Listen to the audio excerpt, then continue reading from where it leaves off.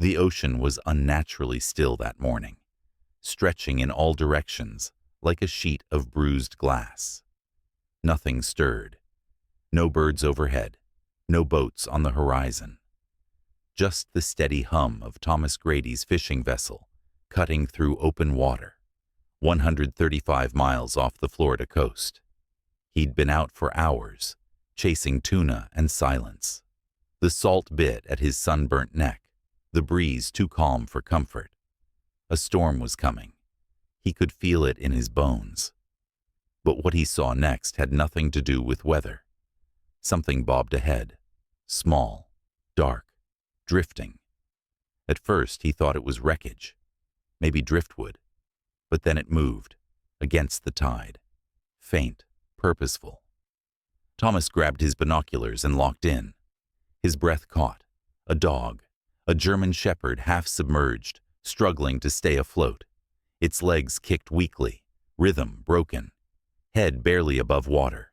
No land, no boat, no life vest, just a lone animal, 217 kilometers from shore, swimming for its life. Thomas didn't think. He throttled the engine forward, calling out across the water as he neared. "Hey, hold on, buddy. I've got you." No response. The dog didn't even turn. His body sagged with exhaustion, strokes slowing, as if his last thread of will was unraveling before Thomas's eyes. Thomas stripped off his shirt, threw a rope ladder overboard, and dove. The sea clutched him instantly, cold, sharp, alien. Salt filled his throat, his eyes, but he powered through the swells. The dog was close now, floundering. When Thomas reached him, the shepherd collapsed, dead weight in his arms. Not resisting, not fighting, just letting go. With one arm hooked around the limp frame, Thomas kicked hard, towing him back. Every meter felt like a mile. When they reached the boat, Thomas braced beneath the dog, guiding his paws to the ladder. Miraculously, some primal instinct kicked in. The dog clawed his way up, collapsed onto the deck, and didn't move again. Thomas followed, panting, soaked, trembling, not from cold, but from awe. He knelt beside the shepherd, brushing the salt-crusted fur from his face. The dog was alive, barely. His chest rose in shallow lifts, paws raw and trembling, eyes half-lidded in a haunted daze. "You're alive," Thomas whispered. "You crazy, beautiful beast. You're alive."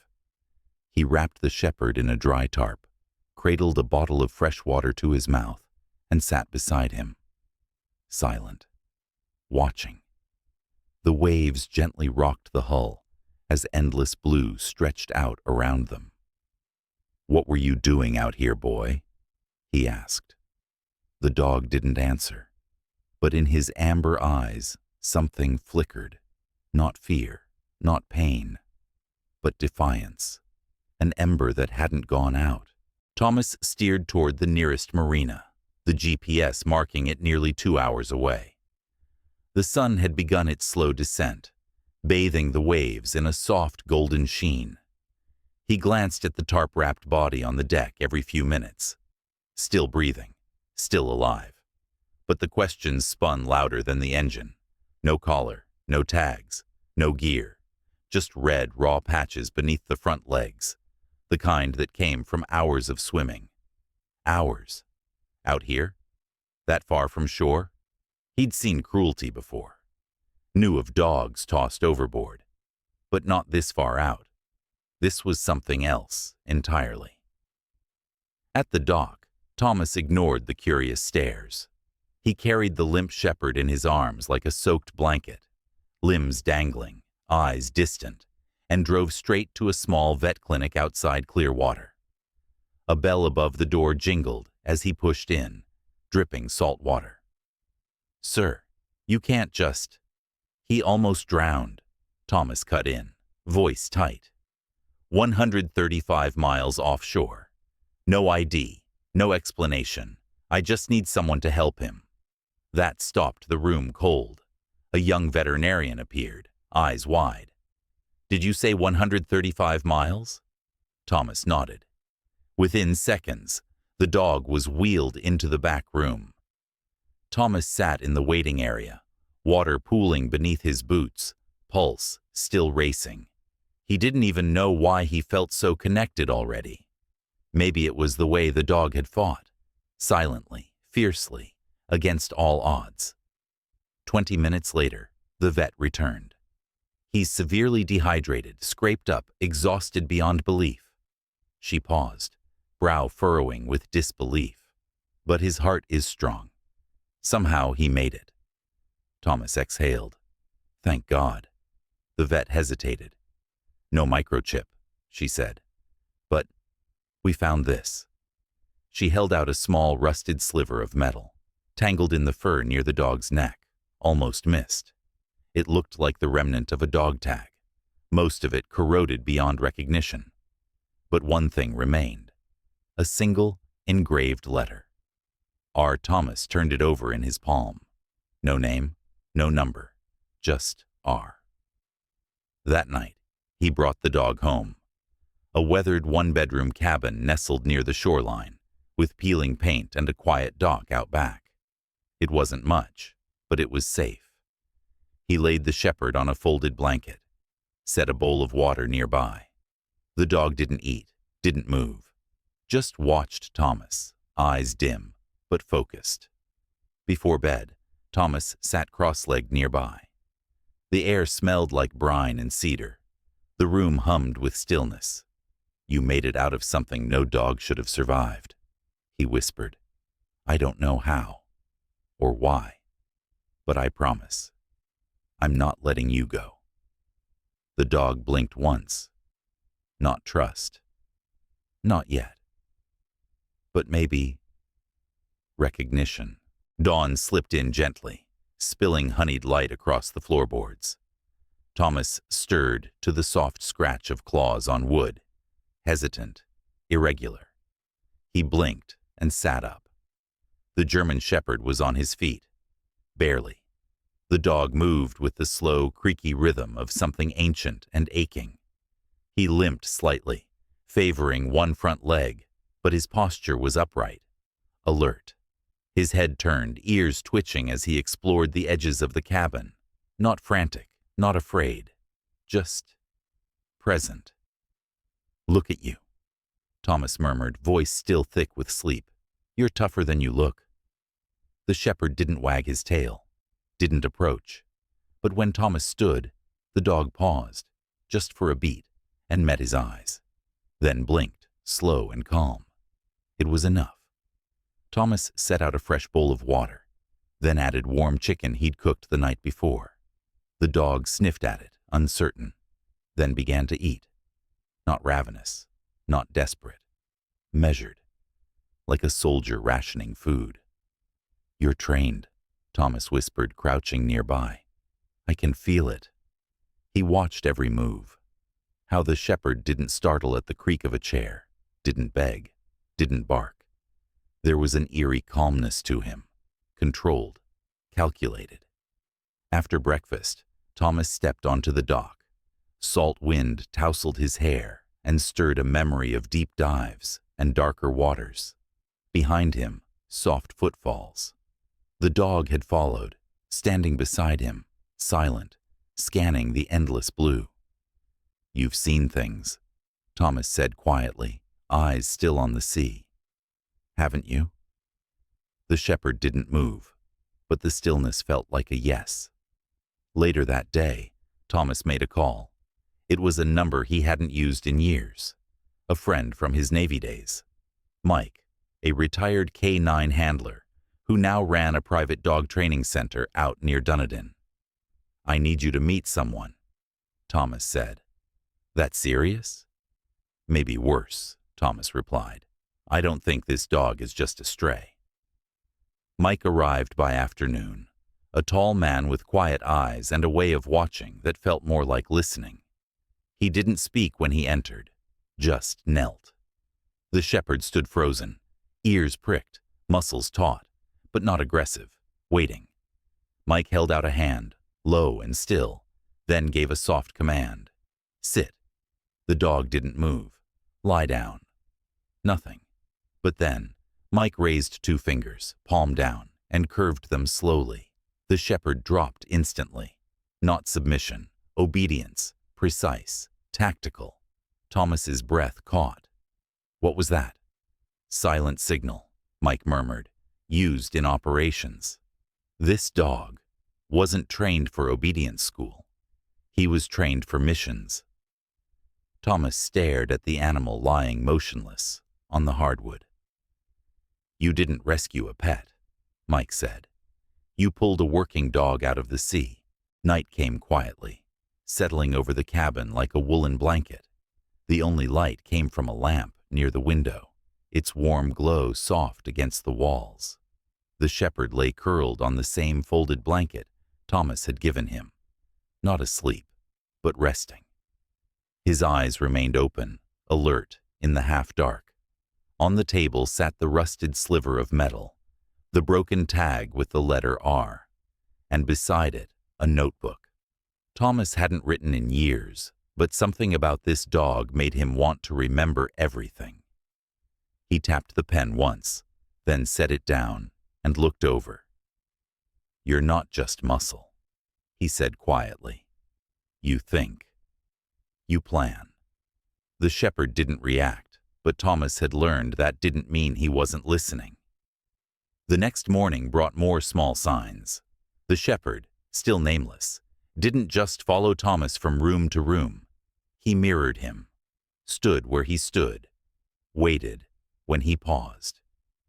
There was a tension in his stillness, a readiness that went beyond mere loyalty, like he was evaluating the perimeter of a base he hadn't yet chosen to trust. It wasn't until late afternoon that Thomas said the word, Ranger. He didn't even know why. It had just come to him.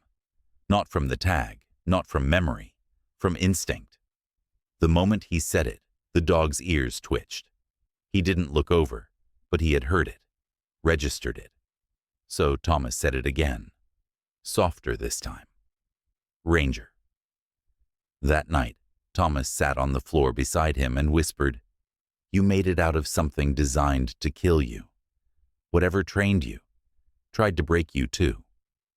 The dog blinked, and for the first time, subtly, almost imperceptibly, he shifted his body a little closer. The name stuck. By the second day, Ranger responded to it. A glance, a step forward, the faintest movement of acknowledgement. But more than anything, it was the helicopters. The first passed overhead just after noon, high, distant, barely audible. But Ranger froze, body low, eyes sharp, ears down. Not fear, conditioning. Thomas watched him carefully. What happened to you out there? Ranger didn't move. Later, as the wind died and quiet took over the bay again, Thomas sat outside on the old dock, a mug of coffee in hand, and Ranger beside him, still silent, still watching. You survived something, but I don't think you escaped it. No tail wag, no whine. But Ranger's body shifted slightly, just enough to let his side brush against Thomas's leg, the first touch he initiated. Thomas didn't speak again. He just sat there, because sometimes silence says what words can't. The rain came 2 days later, not heavy, but persistent. Soft drumming against the tin roof, slicking the dock outside. Thomas stood in the cabin's kitchen, staring at the broken dog tag in his hand.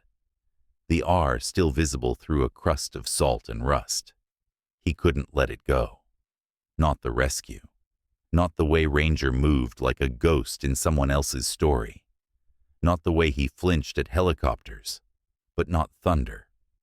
Not the way he obeyed gestures without words. So that evening, Thomas did something he hadn't done in years. He dug out his old laptop. It was battered, dusty, the kind of machine that remembered things most people were paid to forget. He hadn't touched it since he'd left the Navy, since the operations dried up and the water no longer called to him the way it used to. He plugged it in, waited for it to boot. Then, in the shadows of the quiet cabin, He logged into a secure channel, one that still worked, barely, using credentials long since buried under layers of forgotten clearance.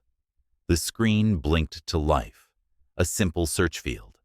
He hesitated, then typed, German Shepherd. Military, no chip. Responds to silent command. Last known, East Coast. For a moment, nothing. Then, a hit. A single red-flagged file. Restricted. Operation. Nightmark. Classification. Animal Asset Recovery Program. Thomas stared. He had never heard of it. Not once. And he'd heard plenty. He clicked. Access denied. He sat back, heart kicking harder. But he wasn't done. He reached for one of the legacy override codes, the ones they swore wouldn't work anymore. Typed it in. The screen flickered, then loaded. The file was stripped of names, places, any sign of human involvement. Just cold entries. Asset, R7 breed, German Shepherd. Assignment, offshore reconnaissance handler. Classified status, decommissioned, presumed lost at sea deactivation. Date, 3 days ago. Thomas went still. They knew. They had known Ranger was out there. And they hadn't searched for him. They hadn't alerted anyone. They'd written him off. Not rescued. Decommissioned. He leaned back, mind racing. Why would anyone send a dog into the open ocean? Why train him like this? Why bury the file? He didn't hear the footsteps at first, but when he looked up, Ranger stood in the hallway. His amber eyes were locked on the screen. Still. Watching. Thomas turned to him. Quiet. You recognize this, don't you? Ranger didn't move, but the silence between them said yes. The wind picked up that night.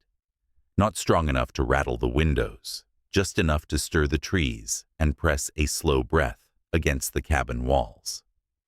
Thomas sat at the table long after the file had closed, his hand resting on the laptop lid, unmoving. The words kept circling in his head. Decommissioned. Terminated due to compromise. They hadn't lost Ranger. They had tried to erase him.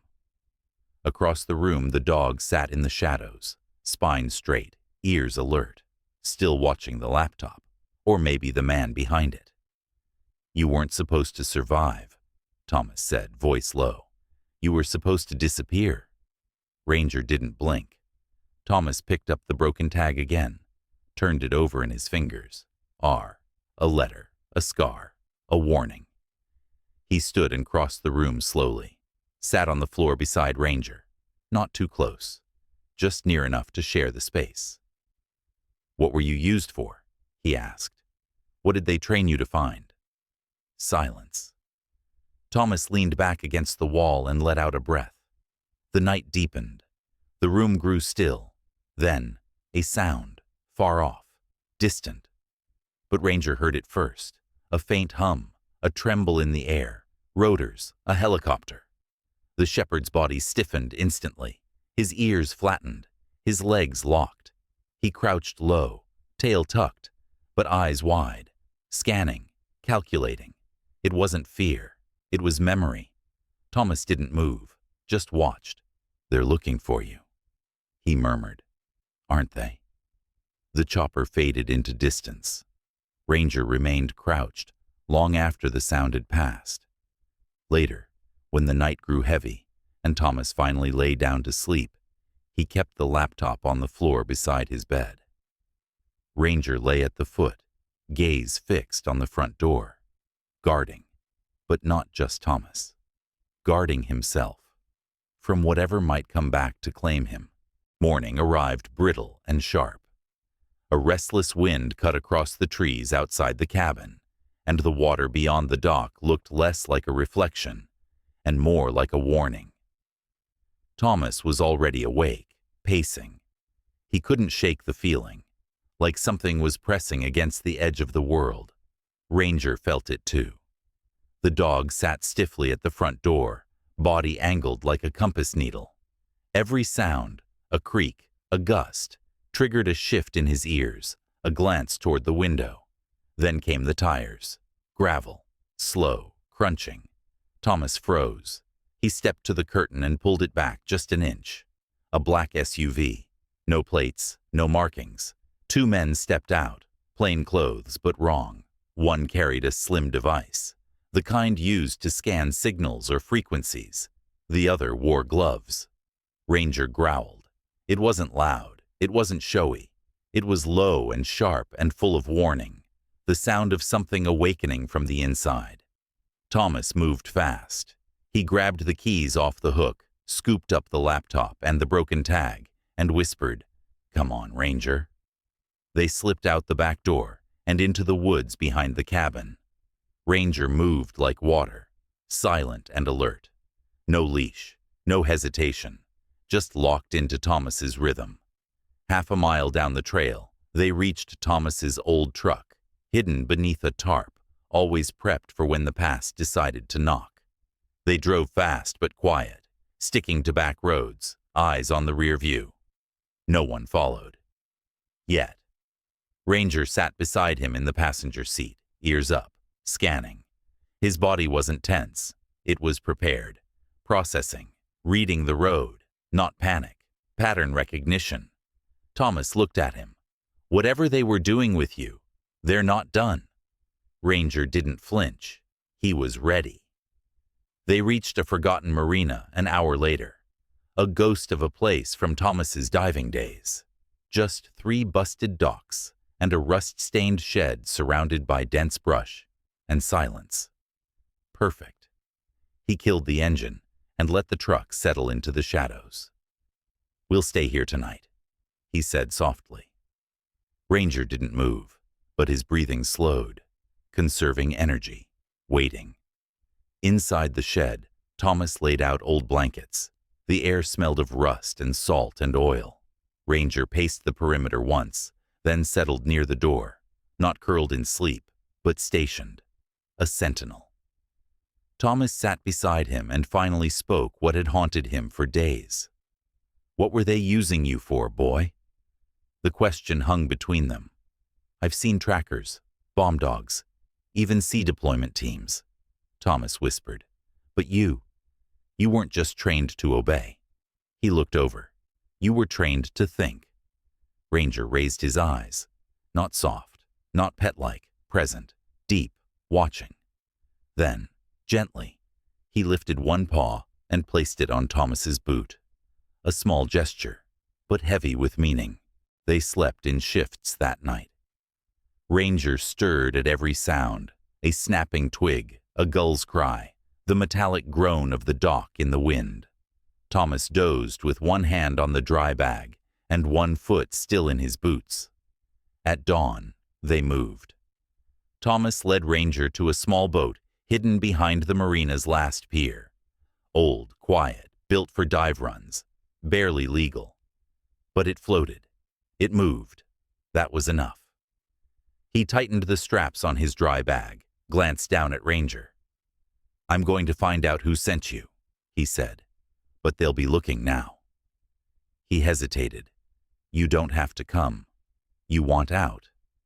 I wouldn't blame you." Ranger tilted his head, then stepped forward, placed his body squarely in front of Thomas, between him and the dock's edge, blocking him. A choice. Thomas blinked. "No." Ranger didn't move, just stared up at him. Thomas nodded slowly, a quiet smile tugging the edge of his mouth. "All right, partner." They set off. The sea was rougher than expected. The boat pitched and bucked, the wind pulling cold fingers across the water.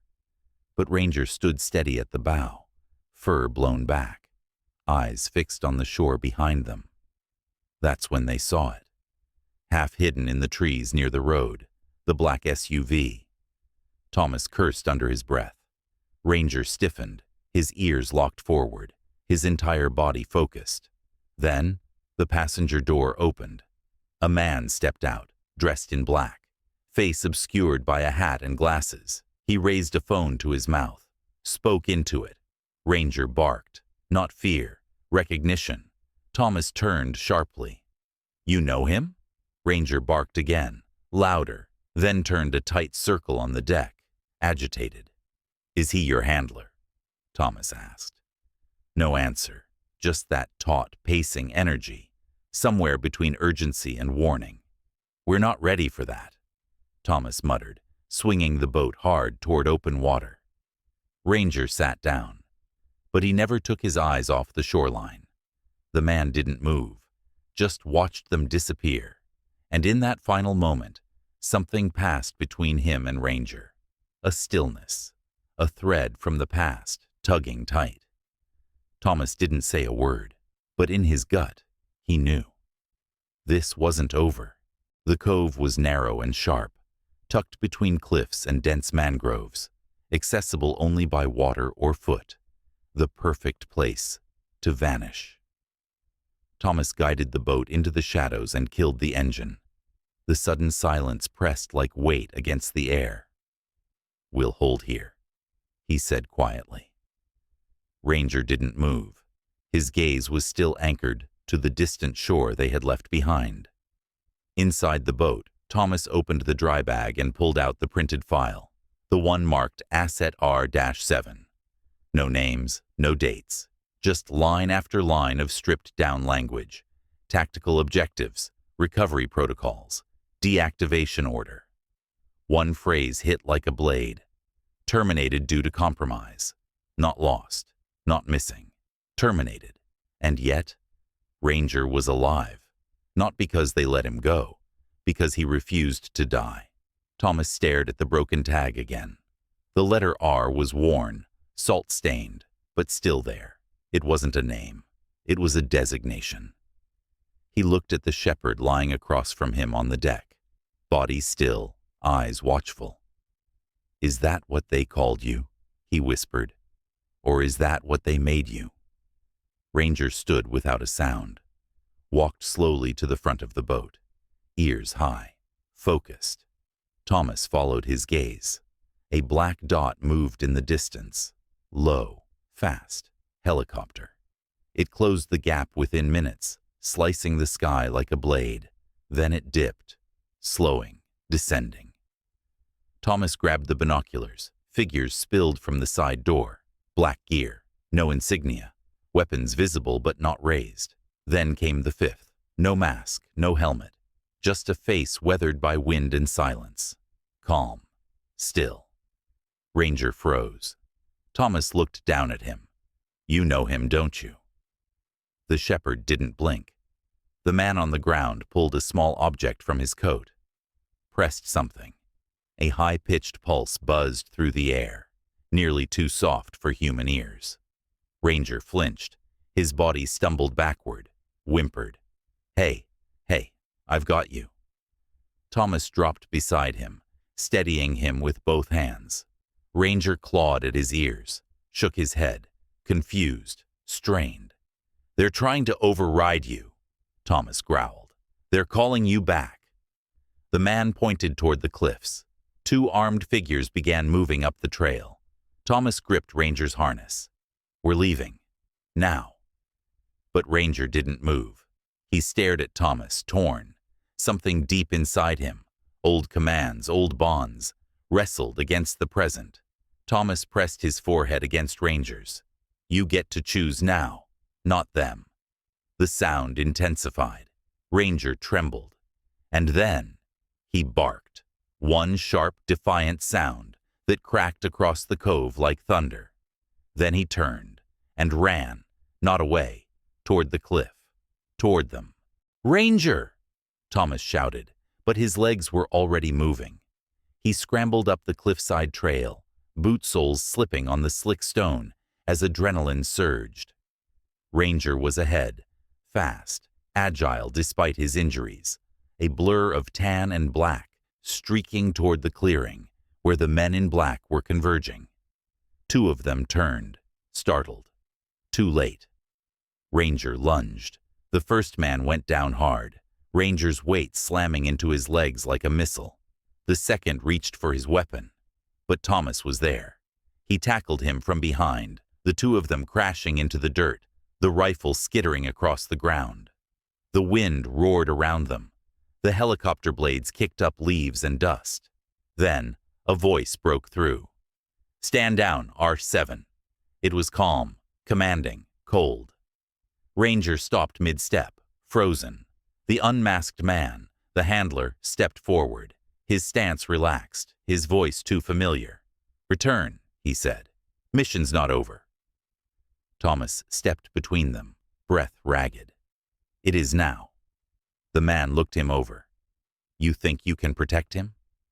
"He's not yours," Thomas said. "Not anymore." The handler's face hardened. "He's not a pet. He's a classified tool, one we can't let walk." Ranger stepped forward, not toward the man, but beside Thomas. He stared up at his former handler and growled. Not rage, not fear, closure. The helicopter's engine rose in pitch. One of the armed men shouted something sharp and unintelligible. The group began to retreat, but the handler lingered a moment longer, his eyes locked on Thomas. "You're making a mistake," he said. Thomas nodded. "Maybe." He rested a hand gently on Ranger's back. "But it's ours." The helicopter lifted, wind whipping hair and fur in every direction, and then it was gone, a black dot swallowed by the sky. They stood in the clearing for a long time. The silence left in its wake was deafening. Finally, Thomas turned to Ranger, who was shaking, but this time not from pain, from release. They returned to the boat slowly, neither speaking.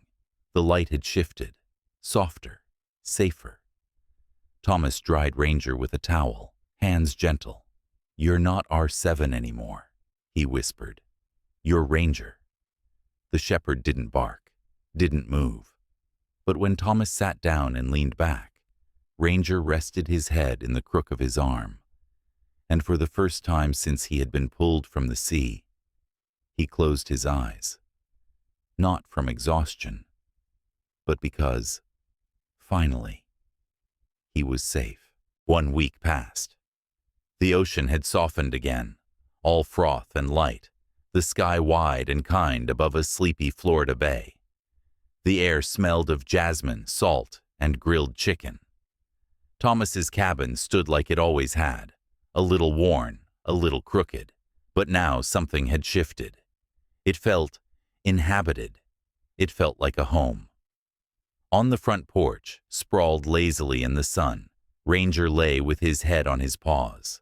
His coat had thickened, his ribs no longer visible beneath the fur. Scars still marked his legs, but they were fading, healing, like old battle maps slowly being redrawn. Thomas stepped outside, carrying a bowl filled with warm chicken and soft rice. "You better be hungry," he called. "This is the good stuff." Ranger's ears perked. He didn't leap up, didn't bark, but he stood, stretched, trotted over with a smooth, unhurried gait. No stiffness, no hesitation, just quiet presence. He ate beside Thomas, tail sweeping slow arcs through the air. When he was done, he didn't return to the porch. He sat beside Thomas instead, their shoulders touching as they both stared out toward the glittering horizon. Thomas breathed deep. He still didn't know who the men had worked for. Government, private, something darker. He hadn't heard from them again. No phone calls, no footsteps in gravel, just silence. But the silence didn't feel like threat anymore. It felt like surrender. "Looks like they gave up," he said. "Guess they figured you were already home."